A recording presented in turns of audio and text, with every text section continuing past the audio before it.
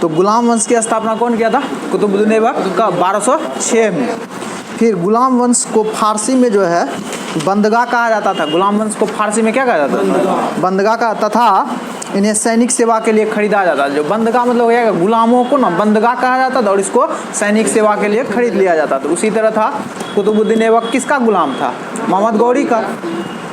कुतुबुद्दीन ऐबक ने अपना राज्याभिषेक करा दिया था 24 जून 1206 को। कुतुबुद्दीन ऐबक ने अपनी राजधानी लाहौर में बनाया था। कुतुबुद्दीन ऐबक की नींव जो है, जो कुतुब मीनार की नींव कुतुबुद्दीन ऐबक ने रखा था। कुतुब मीनार का नींव कौन रखा था? कुतुबुद्दीन ऐबक रखा था। इल्तुतमिश द्वारा किए गए महत्वपूर्ण कार्य था।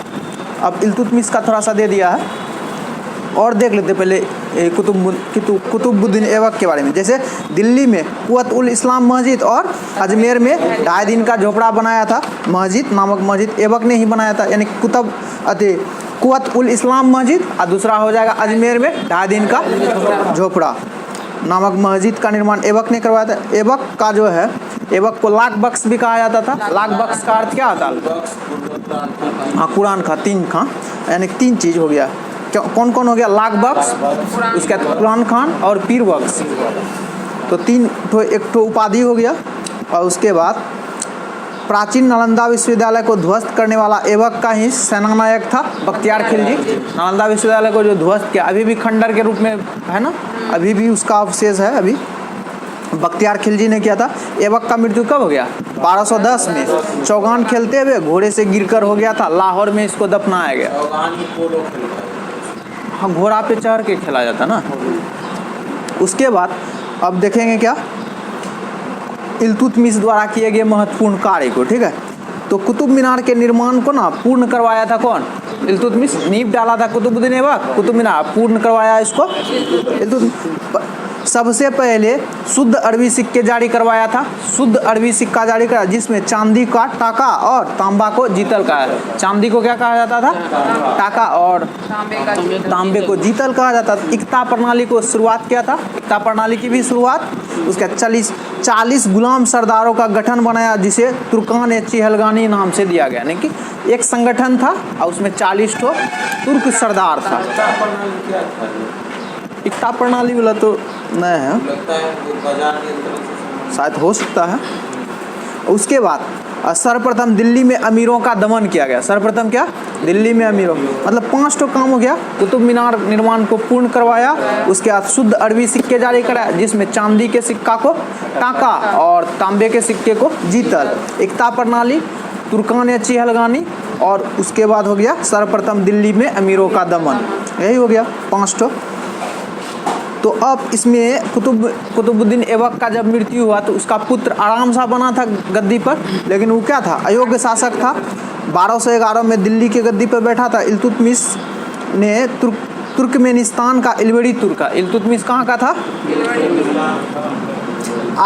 इसका ना आराम शाह का हत्या करके इल्तुतमिश का 1211 में बैठ गया गद्दी पे। मात्र बहुत कम टाइम के लिए रहा था, 8-9 माह के लिए। हाँ, 8 माह के लिए रहा था। कौन? आराम शाह। उसके बाद उसका हत्या करके तो ये बन गया कौन? इल्तुतमिश। इल्तुतमिश कहाँ का शासक, कहाँ का था? तो इल्बेरी तुर्क था, यानी तुर्क का ही शासक था। ऐबक का गुलाम और दामाद था। ऐबक की मृत्यु के समय वह बदायूं का था, गवर्नर था। यानी जब कुतुबुद्दीन ऐबक का 1210 में मृत्यु हुआ था तो वो कहाँ का थी? गवर्नर था इल्तुतमिश, बदायूं का हो गया। उसके बाद इल्तुतमिश लाहौर से राजधानी को स्थानांतरित कर कहाँ लेके आ गया? दिल्ली। इल्तुतमिश पहला राजधानी बनाया था जब गुलाम वंश तो लाहौर था, बाद में दिल्ली लेके आ गया इल्तुतमिश। फिर इसने हौज ए सुल्तानी का निर्माण दिल्ली ए कोहना के निकट करवाया था, यानी दिल्ली के निकट ही हौज ए सुल्तानी का निर्माण करवाया था। कौन? इल्तुतमिश करवाया था। इल्तुतमिश पहला शासक था जिसने 1229 में बगदाद के खलीफा से सुल्तान पद की वैधानिक स्वीकृति, मतलब सुल्तान पद को ना धारण करने वाला दिल्ली सल्तनत का पहला शासक कौन हो जाएगा? इल्तुतमिश। सुल्तान शब्द पहला कौन था? तो मोहम्मद गजनी। बगदाद का खलीफा से लिया था वो भी मोहम्मद गजनी। ये भी जो था बगदाद के खलीफा से सुल्तान पद की वैधानिक स्वीकृति लिया था। अधिकतर उपाधि बगदाद का खलीफे ही सब खलीफे से लेता था। और उस समय बगदाद ज़्यादा इम्पोर्टेंट था तो बगदाद से लेता था। इल्तुतमिश की मृत्यु हो जाएगा अप्रैल कब? 1236 में। 1236 में। चंगेज खां से बचने के लिए ख्वारिज्म का सम्राट जलालुद्दीन को इल्तुतमिश ने अपने यहाँ शरण नहीं दिया था। यही चंगेज खां के बहुत ज़्यादा उस समय खौफ था, डर था सब शासक में, तो इल्तुतमिश उससे बचने के लिए क्या किया, इसको शरण नहीं दिया था। क्या शरण नहीं देगा। और उसके बाद 1236 में तो मृत्यु हो गया। तो उसके बाद जो है इल्तुतमिश के बाद उसका पुत्र का नाम क्या था, रुकनुद्दीन फिरोज, दिल्ली के गद्दी पे बैठा और यह अयोग्य शासक था। इसके अल्पकालीन शासन में उसकी माँ शाहतुर्कान क्या था, छाई रहा था, मतलब शाहतुर्कान ही शासन चला रहा था, नाम था रुकनुद्दीन फिरोज। और रुकनुद्दीन फिरोज किसका पुत्र हो जाएगा, इल्तुतमिश का। उसके बाद शाहतुर्कान के अवांछित प्रभाव से परेशान होकर तुर्क अमीरों जो था, तुर्क सरदार था ना, अमीर सब, वो क्या क्या इसको हटा के उसका पुत्री मतलब राजिया, इल्तुतमिश की जो पुत्री थी राजिया को सिंहासन पर आसीन किया। इस प्रकार रजिया बेगम जो है प्रथम मुस्लिम महिला शासक बना जिसने शासन की बागडोर संभाली। यानी कि इल्तुतमिश दिल्ली सल्तनत में पहली महिला शासिका बनने वाली कौन हो गया, रजिया सुल्तान। और किसकी बेटी, इल्तुतमिश का।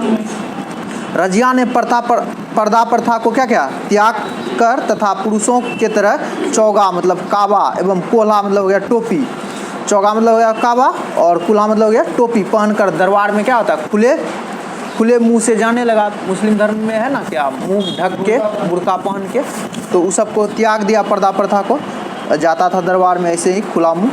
रजिया ने मलिक जमालुद्दीन याकूत को अमीर ए आकूत मतलब घोड़े का सरदार नियुक्त किया था। मतलब घोड़े का सरदार किसे नियुक्त किया था, तो जमालुद्दीन याकूत को। कौन नियुक्त किया था, तो रजिया ने।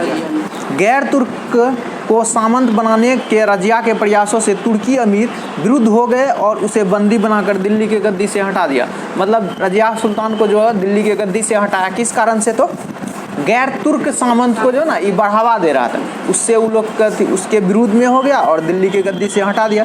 रजिया की शादी जो है ना, और उसके बाद दिल्ली की गद्दी पर मोइजुद्दीन बहराम शाह को बैठा दिया। रजिया को हटाया, बैठाया किसको, तो मोइजुद्दीन बहराम शाह।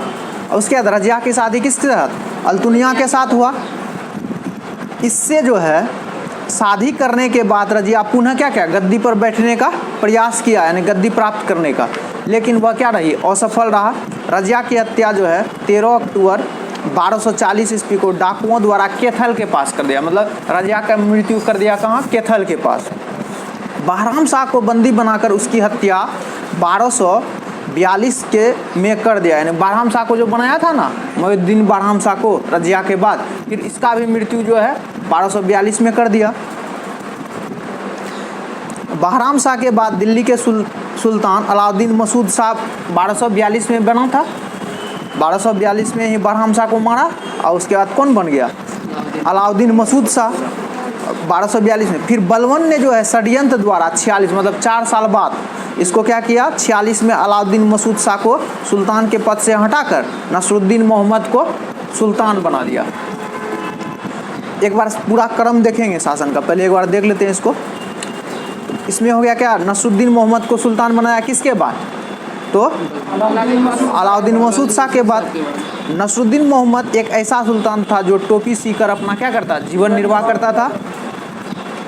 बलबन का वास्तविक नाम बहाउद्दीन था, यह इल्तुतमिश का क्या था, गुलाम था। बलबन का वास्तविक नाम बहाउद्दीन और इल्तुतमिश का गुलाम था बलबन।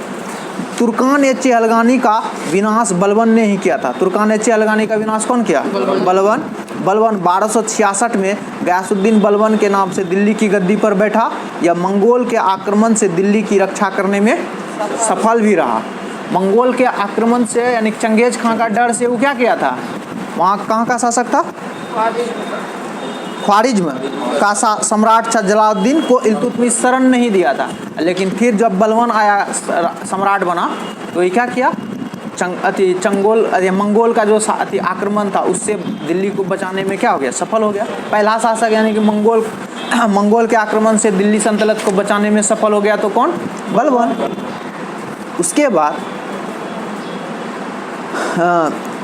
राज दरबार में जो है सिजदा एवं पेवोस प्रथा की शुरुआत कौन किया था, बलबन ने। कौन कौन, सिजदा और पेवोस एक प्रथा हो गया, जिस तरह पर्व ने, सिजदा मतलब झुक के नमाज वाज पढ़ने वाला सिस्टम, अब पावोस में यानी कि अथी करके प्रणाम तरनाम पैर छू के सिजदा हो गया क्या, आप अथी कर रहे हैं जो नमाज ववाज नहीं पढ़ता उसी को सिजदा अभिभिन्न बोलते हैं।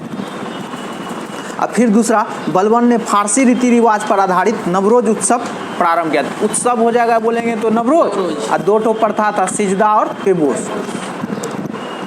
अपने विरोधियों के प्रति बलबन ने कठोर लो एवं रक्त नीति का भी पालन करवाया था, नीति अपनाया था। उसके नसरुद्दीन मोहम्मद ने बलबन को उलूग खां की उपाधि दिया। नसरुद्दीन मोहम्मद कौन था? बलबन का दामाद, भाई इसी को पहले बनाया था, इसको हटा के तब फिर ये गद्दी पे बैठ गया कब? 1266 में। नसरुद्दीन मोहम्मद को 46 में बैठाया था और ये खुद बैठा कर 20 साल बाद 66 में। और उसके बाद जब नसरुद्दीन मोहम्मद था उसी के पीरियड में ये क्या तुर्कान चहलगानी सबको समाप्त कर दिया था। 20 साल इसका पीरियड रहा। हाँ उसका नसरुद्दीन मोहम्मद का यही शासक था। मैं नहीं देखे इसका जीवन टोपी सी के तो करवा रहा था, बलबन का देन था कि सम्राट बना दिया इसको। उसके बाद बलबन के दरबार में फारसी के प्रसिद्ध कवि अमीर खुसरो एवं अमीर हसन रहते थे। बलबन के दरबार में कौन रहता था? अमीर खुसरो और अमीर हसन। गुलाम वंश के अंतिम शासक हो जाएगा शमसुद्दीन कैमूर। तो एक बार शासक देखते हैं। पहला शासक गुलाम वंश का कौन हो जाएगा? कुतुबुद्दीन ऐबक। उसके बाद आराम शाह बना था। उसके बाद इल्तुतमिश के बाद रुकनुद्दीन फिरोज और उसके बाद रजिया और उसके बाद बहराम शाह के बाद अलाउद्दीन मसूद शाह के बाद तब बना